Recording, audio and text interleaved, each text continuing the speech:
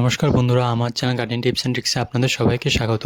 তো গ্রীষ্মের কিন্তু শুরুতে কিন্তু একটা খুব সুন্দর কিন্তু ফুল কিন্তু বাগানের মাঝে কিন্তু একটা অন্যরকম রূপ তুলে ধরেছে। সেটা হলো এই এক্সোরা গাছ। কীভাবে তোমরা কেয়ার করবে, কীভাবে তোমরা এটা থেকে ভালো ভালো ফুল নিতে পারো, আর এটাকে কিন্তু কীভাবে তোমরা রোগমুক্ত করতে পারো। আর ডেফিসিয়েন্সি এটা কিন্তু অনেকটা কিন্তু গাছটাকে খারাপ করে দেয়। এই জিনিসগুলো তোমরা কীভাবে ঠিক করবে এক্সোরা গাছে, চলো বেশি কথা না বাড়িয়ে শুরু করি আজকের এই ভিডিওটা। যদি বন্ধুরা আপনারা আমার চ্যানেলে নতুন হয়ে থাকেন, অবশ্যই কিন্তু পাশে থাকতে পারেন এবং লাইক, শেয়ার অ্যান্ড সাবস্ক্রাইব করে আমার চ্যানেলটাকে কিন্তু অবশ্যই সাপোর্ট করতে পারবেন। তাহলে কিন্তু আমার আরও অনুপ্রাণিত হব এমন নতুন নতুন কিন্তু বাগানের বিষয়ে কিন্তু আরও ইনফরমেটিভ ভিডিওগুলো দেওয়ার জন্য তোমাদের মাঝে। তো চলো দেরি না করে শুরু করা যাক। তো আজকে আমি যে গাছটা নিয়ে কথা বলবো সেটা হলো এক্সোরা বা রঙ্গন গাছ।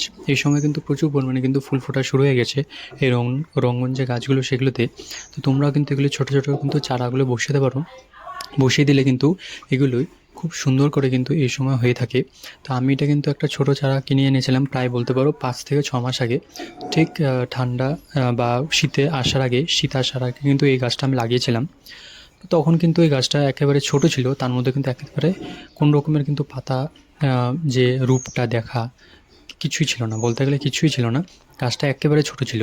তো সেইখান থেকে ধরে এই গাছটাকে বড় করা পর্যন্ত কিন্তু একটা অন্য রকমের জার্নি কিন্তু আছে।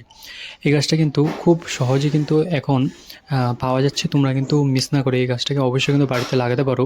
তোমরা কিন্তু চাইলে তোমাদের বাড়ির সামনেও লাগাতে পারো। খুব সুন্দর কিন্তু এগুলি হয়ে থাকে, প্রচুর পরিমাণে কিন্তু ফুল হয়ে থাকে। আর একটা জিনিস জানো তো কি, ডোয়েভ গাছ যেটা হচ্ছে ডোয়াফ, যে ছোটো ছোটো ভ্যারাইটিগুলো পাওয়া যায় তার মধ্যে কিন্তু খুব তাড়াতাড়ি কিন্তু ফুল এসে থাকে। তোমরা যদি চাও এগুলোকে লাগাতে পারো, কারণ দেশিগুলো যেগুলো হয়ে থাকে এগুলো কিন্তু ভীষণ সময় নিয়ে থাকে। আর এগুলিতে কিন্তু ফুলগুলো কিন্তু অনেকটা কম হয়ে থাকে। তো তোমরা চাইলে কিন্তু এই যে ডোয়াব ভ্যারাইটিগুলি এক্সোরার এগুলি কিন্তু লাগাতে পারো। এখন কিন্তু অনেকটাই অ্যাভেলেবেল কিন্তু এখন পাওয়া যাচ্ছে।